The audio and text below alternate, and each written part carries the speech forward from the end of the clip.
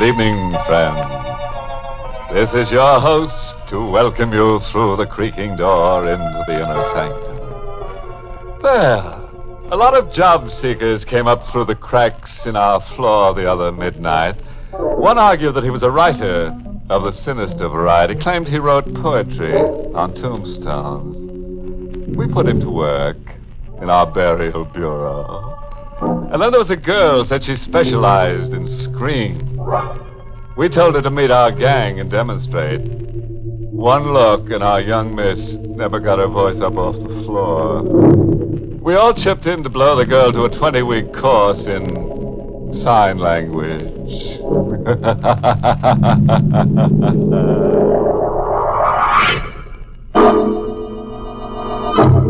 Tonight's Inner Sanctum mystery, Appointment with Death, was written by John Robert and stars Charlotte Holland in the role of Janet, with Carl Swenson as Richard. Tonight's story is custom tailored for the timid. We guarantee a fit. Manhattan's East River Harbor. Cold gray granite, an architectural eyesore imported from the old world. A high wall and iron fence hide its secrets from the city's teeming millions. Inside the high wall, a woman in black walks slowly toward a man. The man is silhouetted under the moon, bending over a lilac bush. Richard! Oh, I'm sorry I startled you, ma'am. I am trespassing, I know, but I couldn't resist your garden. I'll go. No, wait. You are not Richard. You're staring as if you don't see. My eyes are old. Turn your face to the moon so I can see you. All right. I've forgotten. So many faces have been Richard's. So many, many faces everywhere. Everywhere? What does your Richard do when he isn't roaming about? He sleeps. Right where you stand, there is a grave. And in it, Richard sleeps. How did you get in here? I walked in through that open gate. The rear of the garden. The Florentine gate. You found it unlocked. Yes. You're trembling. There's something wrong? The open gate means the last Lowell is about to die. I am the last Lowell. I am about to die. There were 5 of us. My brother Tom, my sister Melanie, and me. We lived silently and sullenly in this house, which Father had bought in Italy, and then had shipped, stone by stone, to be restored here. It was as if a dark plague hidden in the ancient granite had infected us all. As if we were born to destroy each other. Mother was first. She roamed the great halls and hid.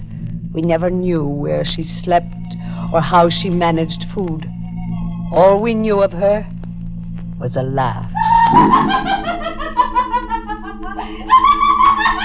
It was the only way she spoke to us. One day she just disappeared, never to be heard or seen again. Father was next. He was sick and grew worse, but refused to allow a doctor to enter the house. On his last night, we were gathered around his bedside, Tom, Melanie, and me. Water. Melanie brought a tumbler of water, but Tom struck it from her hand. No tenderness, Melanie. It doesn't become you. But he's calling for water. He'll get all the water he wants soon. His casket will be brimming over. Father passed on during the night, a shrunken figure, just skin and bone. We buried him in a simple, mocking ceremony during a rainstorm. You see, my sisters, it rains water for Father. Father was gone, but he lived on in Tom. with the same dark, brooding obsessions we had known in Father, Melanie, and I were there in Tom. We'll go on rotting away exactly as we have. Nothing's changed. Tom, we don't have to go on like this. Don't we, Melanie? No, with Father's death, we're free. And this new freedom, Melanie, what would you do with it? I asked, what would you do with it? Just live, Tom. I see. And you, Janet? Are you full of new purpose? We have a right to womanhood, Tom. Nice word, womanhood. I give you another word. Manhood. I turned the word over in my mind 1,000 times before I gave it up. Womanhood. Give it up. It's an impossible word. Your whole life's against it. An impossible word. Womanhood. I tried to forget my whole life was against its realization. When Richard came. I met Richard here in the garden. I was in mourner's clothes, listening to the foghorns and staring out into the river one night. Hello. Oh, did I frighten you? Yes. I'm sorry. I'm Richard Dunn. I'm a lawyer. Oh, you're here to read Father's will? Yes, but that isn't until 10 o'clock. Shall we stroll a bit? You mean pace, from wall to wall? Well, a drive, then, if the garden's too confining. We can leave through that rear gate. The Florentine gate, no. What, did I say something wrong? That gate must never be unlocked. Hey. Oh, I'm sorry. Are you kind of in the dumps over your father's death, huh? Richard. He had come into my life like a gust of clean wind. Shut away here in a granite tomb like a dead woman. Come alive, Janet. How, Richard, how? Just get up and leave. There's nothing here to hold you. But there is. What? Well, Father, Mother, the past. That's imaginary rot. You've all cast a spell over yourselves. Why, forget the past. Think of the future. Can there be a future for me? Give me half a chance and I'll show you. Show me, Richard. Show me. But Richard never got that half a chance. My life was against it, and my fears, and Tom, my brother. One night, Tom saw to it that Richard or I would never get that half a chance. I was asleep in the grip of an old nightmare, an old fear that haunted my sleep. In my dream, there was a knife, a cold, cruel steel blade, moving across my face, mocking me, and I screamed. I awoke with my face aflame, and Tom standing over me in the pale morning light. You have no beauty anymore, Janet. No beauty? Oh, Tom, I dreamed of a knife branding me. An old dream with you, Janet. Tom, my face! The scar will heal, and you'll wear a black veil. No one will look upon your face. The scar healed. I wore a black veil, and no one looked upon my face. I hid as my mother hid. I hid and spied and eavesdropped. I hid from Richard, too. In time, Richard stopped asking about me as his infatuation for Melanie grew. I eavesdropped on 100 intimate talks they had, Melanie and Richard, but I remember one. They were in the music room. Melanie, come away with me. You're just speaking to Janet through me. No, I've forgotten Janet. She's disappeared. She's gone. It's you that I want. Why, Richard? Why do you want Janet or me? I don't know. Sometimes I feel compelled, as if somehow I was fated to come here. I feel that I must pull one of you from this contamination. Melanie, say yes. Well, at least I need time to think. But I'm going away. Well, when you come back, if you come back. I'll come back. You write to me? Yes. Yes, Richard, I will write to you. Melanie and Richard. I had lost him. And I was lost. I had lost him, but Melanie would too. Melanie must lose him too. I stole Melanie's letters to Richard before the postman could pick them up. Finally, I intercepted a letter from Richard to Melanie, steamed the envelope open, and substituted a typewritten letter I had written. And then I watched Melanie tear the envelope open. It's a letter at last from Richard. I watched her read it eagerly, then silently. I could hear the words I'd put into Richard's mouth whisper in my brain. Melanie, if you can ever forgive me. But here, out in the world, it's as if I'd never known you.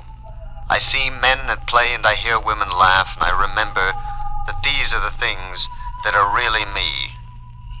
If you can ever forgive me. Oh, no. Bad news, Melanie? What? Bad news? Oh, no, it's good news. The best for Richard. He's escaped. He almost became one of us, but he escaped. Melanie. It's a wonderful world he's escaped into. A world of laughing women. Laughing women, Janet. When did you laugh last? Laughter isn't for us. Nor marriage, Melanie. Nor escape? Nor escape. Oh, but you're wrong, Janet. There is escape for both of us. Your escape is the Florentine gate. The gate opens and you escape into death. Melanie, stop. Your heart cannot stand the strain. Oh, but that's my escape, my heart. My poor, wonderful, unpredictable heart. We worried about it as children, you remember? You used to put your hand on it and count. Well, Janet, put your hand on it. Now. Melanie, now. You're deliberately provoking an attack. Put your hand on my heart, Janet. Just one last time. Melanie, now stop it, please. The storm in my heart dies, and the lights go out. Goodbye, Janet. Melanie! She had fallen, as if she had willed her own death. Poor Melanie. It was all too much for her. Tom, she dropped dead right before me. Melanie dropped dead. If you feel more comfortable thinking of it that way. What do you mean? That Melanie's collapse was a bow to your talent for writing letters. Or to put it crudely, that you murdered her.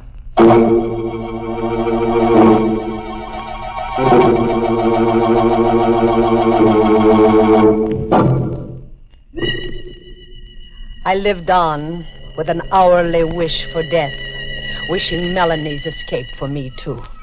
But death was to come to me last. First, Richard was to come back, re-enter our lives, as if the touch of us had contaminated him. I was in the garden here, lost in the foghorns and the noises of the river. Hello, Janet. Richard. I've come back. To you, Janet. To me? No, Richard, not to me. Yes, to you. I've come to know that it's always been you. And only you. But you gave your pledge to Melanie. I heard you. That was only compassion. It wasn't love. It's not the feeling that I have for you. No, Richard, you mustn't. No, you can't hide from me anymore, Janet. You can't veil your face or your heart. If I were to raise my veil, if you were to see my face. See your face? Yes, Richard. Look. What do you see? A mark running the length of your cheek to your eye. A brand, Richard. But how... Tom? Never mind how or who. Your love cools. Oh, does it? Did you really think that beauty was just something outside? Come. We'll tell Melanie about us. Tell Melanie. Telling Melanie is something to do. Well, why can't we tell Melanie? Openly and honestly. For a simple reason, Richard. Melanie's dead. Richard wanted me, only me. And I wanted him, if only for a moment. It was an impossible wish, but I turned my thinking aside. I packed to elope. You're forgetting, Janet, that your whole life is against it. Now, Tom, don't try to stop me. Don't pull me deeper into your insanity. Third finger, left hand. When he slips the wedding band on, how will you keep him from seeing the blood? Tom, please. And the uninvited witness standing between you. How will you stare Melanie down when you say, I do? Now, Tom, stop. Stop playing on my feelings. And how will Richard take the dowry you bring him, Janet? A dowry of murder, blood, and guilt? Tom went straight to Richard. And it was another Richard who came to me. His face was grim, the gentleness gone. His eyes were bright and hard. Change your dress, Janet. Change it, Richard? Yes. You will be married in the blackest black. We have an obligation to the dead.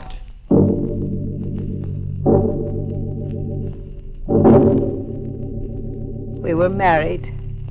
A macabre ceremony with the principals dressed in mourner's clothes. I couldn't stare Melanie down. The I do caught in my throat. Motoring back, I knew I'd never know that moment of life. We'll go back to your house, Janet. No, not my house. Yes. Only to your house. Then, Richard, you don't mean to be really married to me. Could I really be married to you? You signed my name to a letter that killed Melanie. Yes, I wrote the letter that broke her heart. And Melanie will always be there between us, making any happiness impossible. We'll live in your father's house. Dark, malignant, hating, punishing each other. Marriage was a new nightmare. I watched Richard brood, watched his sensitive mind slowly slip into darkness, and I wished him dead, for his sake and mine. The ghost of Melanie sits beside me. You see her, Janet? Richard, go away. If there's a shred of reason, please go away. Oh, come. Here, sit on the bench with Melanie between us.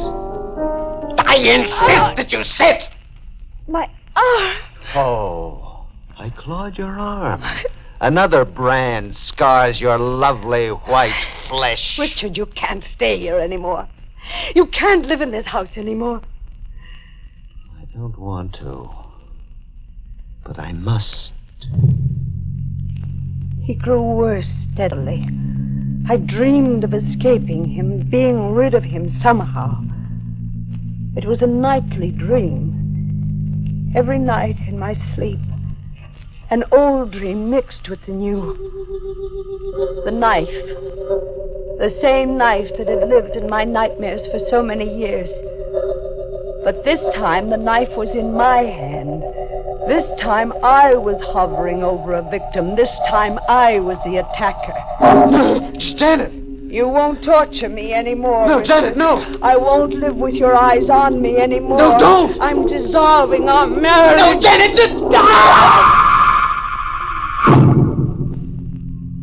Dawn came in a sick gray haze. I awakened huddled on the floor. Tom was in the room with me. I could feel his presence. Good morning, Janet. Oh, Tom, I had a terrible dream. A dream, Janet? Oh, in my dream, I was in Richard's room, and I must see Richard. You mean the remains of Richard? No. Yes, Janet. You murdered Richard No. quite thoroughly. No, it's a lie. I couldn't do murder. Is it a lie, Janet? I don't know. I don't know. Come. We'll bury Richard in the garden. You used to meet in the garden. Coming, Janet? No, I can't. Very well. If I must play solitary gravedigger. My dream hadn't been a dream, Tom said. I stayed in my room until Tom came back. The stains of digging were on his hands and clothes. You know, I'm wondering, Janet, since you're averse to burying your victims, who'll bury me? Will you be my victim, Tom? Yes. One day when my strength is at its lowest, you'll kill me. Why must I kill you, Tom? Why? Because we were born to destroy each other. The years crept by. Years and ghosts. In time, Tom's strength failed. He took to bed a shrunken figure, like father before him. It's come, Janet. My turn has come. Yes, Tom, you're dying. But that's not the way it's to be. I must die by your hand. You must kill me. No. You're insanely obsessed, and you've tied me to your insanity. But you can't push me into murdering you. Janet, kill me, please. If only for hate. I'm too tired to hate, Tom. Then if only to settle your score with me. I turned Richard against you. Because of me, you were married in black to a bridegroom of death. Because of me, your honeymoon was a crimson knife. Remember, Janet. I'm dead to memory. And if I could hate, this is your punishment. This is a payment of my score with you. You'll die by just dying. Janet, kill me. You must. Janet, come back. I turned away and never came back. Tom died, but not by my hand. But Tom was right about our dark family destiny. How was Tom right, Janet? The Florentine gate is open, you say? Yes? Then Tom and Father were right. The gate opened of itself, as they said it would. And now it's my turn to die. Richard sleeps under the lilacs. Soon I'll sleep beside him. Maybe, Janet. And maybe not. Did you say maybe not? What if your dream of murdering Richard were only a dream? What if Richard merely came to his senses and went away that morning long ago? If? But Tom buried him right where you're standing. Yes, but what if Tom deceived you into thinking so? What if it were a trick to keep you imprisoned here forever? What if this grave is empty? Tom deceived me about Richard's death. Yes, a ruse to make you insane and as hopeless as he was. I'm more confused. Janet, look at me again. This time, really open your eyes. You're not... Yes, I am Richard. A bit older, but much, much wiser. Shall we stroll a bit?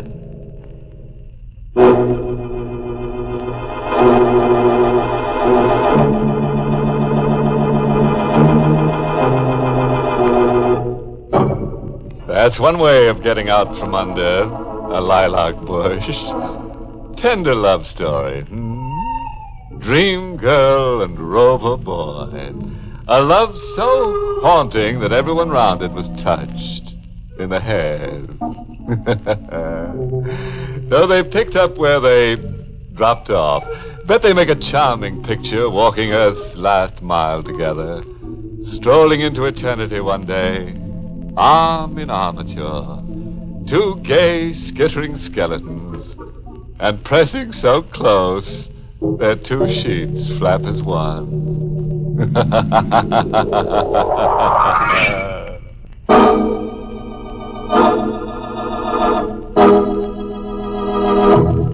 Good night. Pleasant dream.